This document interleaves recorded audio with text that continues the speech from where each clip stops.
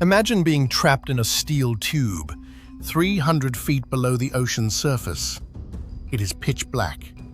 The air is thick with the smell of diesel, sweat, and rotting food. Above you, British destroyers are dropping depth charges. Every explosion feels like a giant hammer hitting your skull.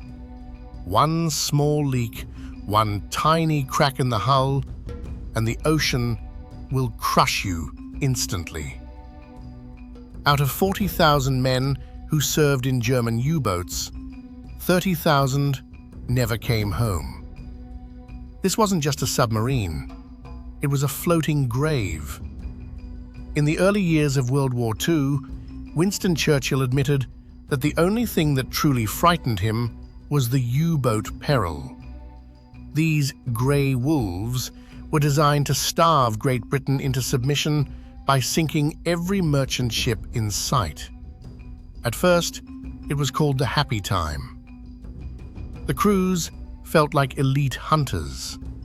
But as the Allies fought back with new technology, the hunters became the hunted.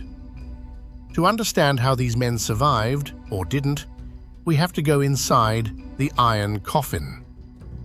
A U-boat was about 220 feet long.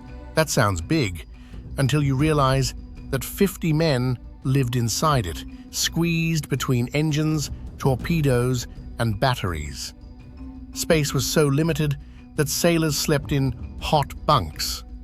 When one man got up for his shift, another took his place in the warm, sweaty bed. There was no privacy. There were only 2 toilets, and for the first half of the mission, one of them was used to store extra food. Fresh food rotted within days in the humid, salty air.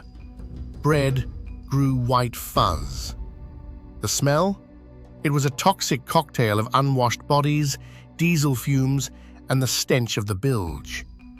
After weeks at sea, your skin would turn a sickly grey from the lack of sunlight. But the physical discomfort was nothing compared to the psychological torture.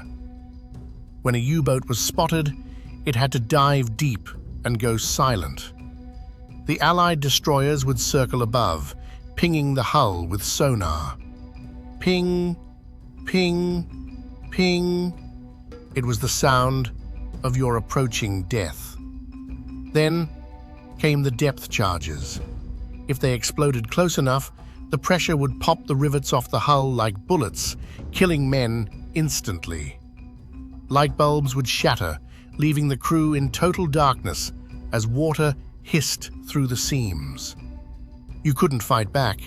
You could only sit, pray, and wait for the air to run out. Most of these sailors were just kids, teenagers who had been promised glory. By 1943, the average lifespan of a U-boat was only a few missions. We often talk about the machines of war, but these were sons and brothers. They lived in a state of constant, low-level panic for months, only to meet a terrifying end in the cold, dark pressure of the abyss. They didn't die for a cause they understood.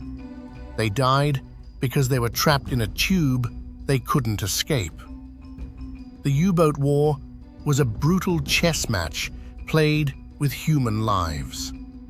It remains the deadliest branch of any military in history. The Iron Coffin wasn't just a nickname, it was a mathematical reality.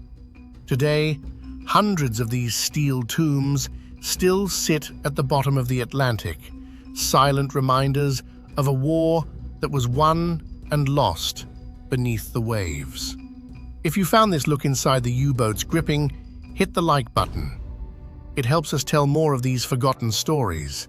Subscribe for more deep dives into history's most intense battles. What war machine should we cover next?